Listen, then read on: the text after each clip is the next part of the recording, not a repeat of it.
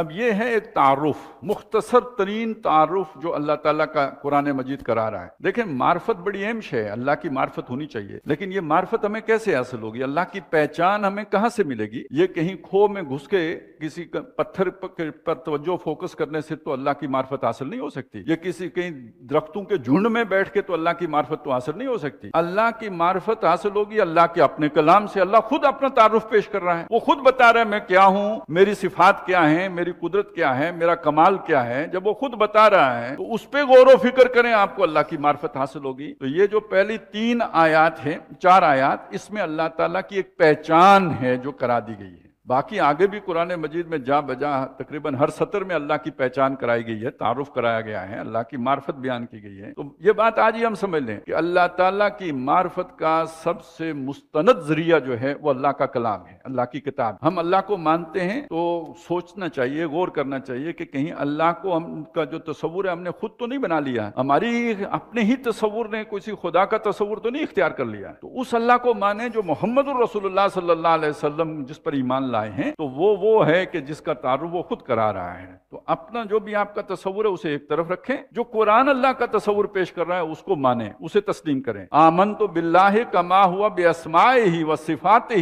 میں ایمان لایا اللہ پر جیسے وہ اپنی اسماء و صفات سے ظاہر ہے۔